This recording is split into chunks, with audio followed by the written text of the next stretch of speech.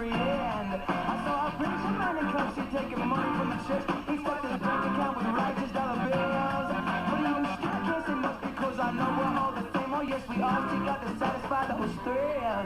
You know there ain't no rest for the wicked. Money don't grow on trees. We got bills to pay, we got mouths to feed. There ain't nothing in this world for free. I know we can't slow down, we can't hold back like we know. We wish we could. I know there ain't no rest for the wicked until we close our eyes for good. Welcome to Honest to God.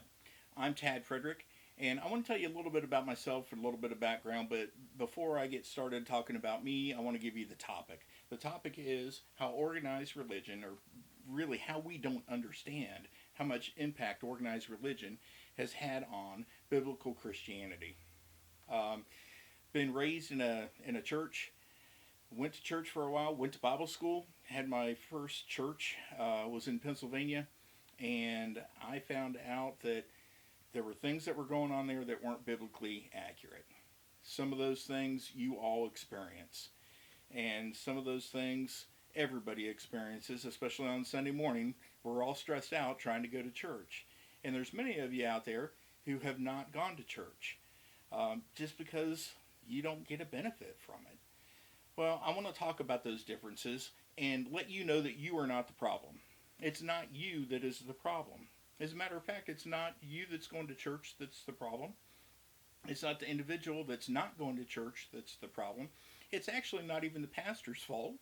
It's not any individual's fault, but the system itself that we have adopted is not accomplishing the goal that God has laid out for the church to accomplish in the Bible. I want to give you some background to that. But the thing I really wanted to let you know is that you as an individual aren't the problem. And one of the first things that we look at in the Bible is John 13:35, is that they will know that we are Christians by our love, how we love each other. Yet I know where I live, there's about 7 churches of the same denomination. I'm not going to name denominations just in case I might miss one, because I want to equally offend everybody.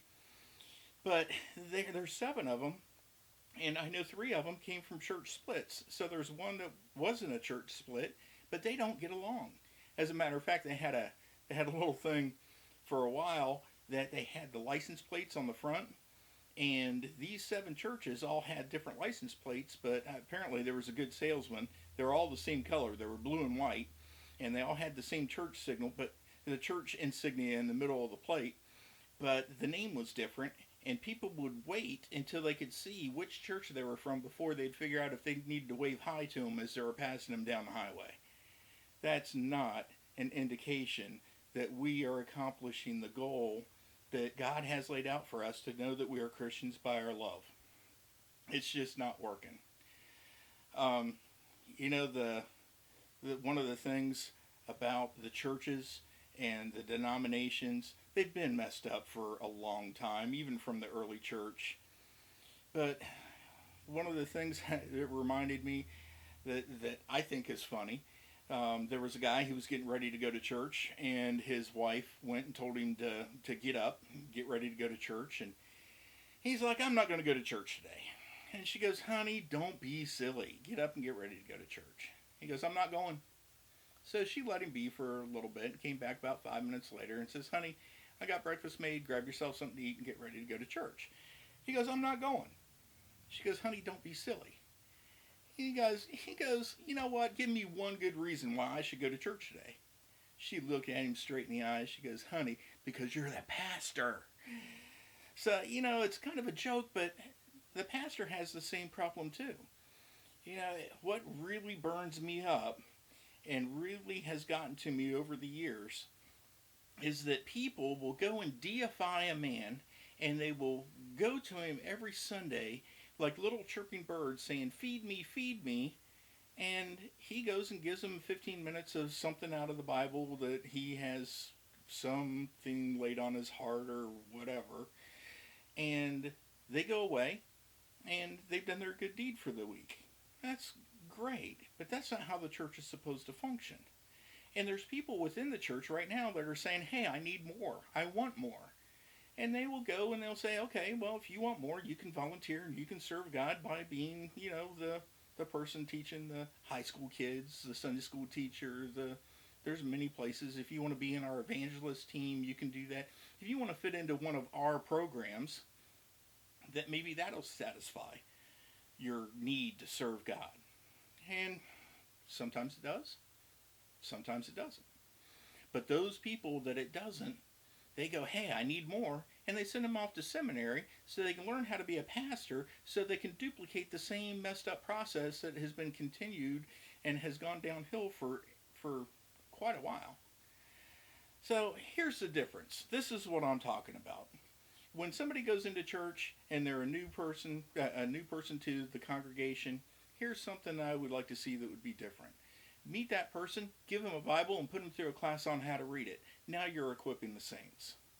The Bible talks about equipping the saints.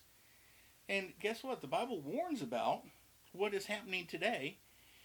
Paul warned Timothy in 2 Timothy 4:3 that be careful in preachers that will preach a message that the itching ears want to hear.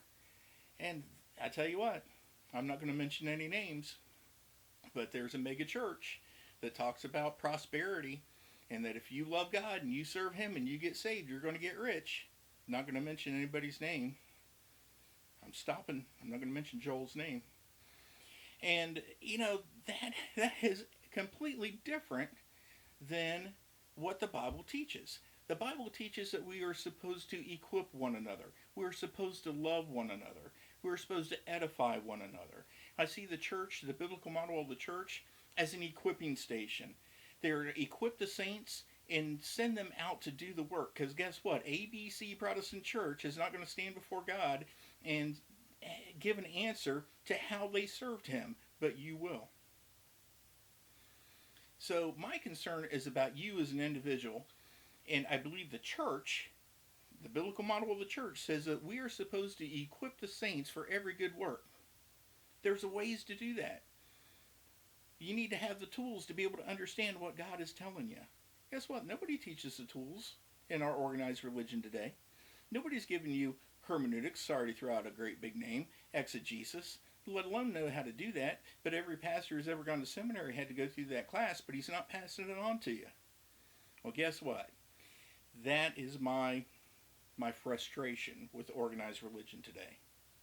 The church is supposed to be more concerned about the individual than they are about their big group and how they function.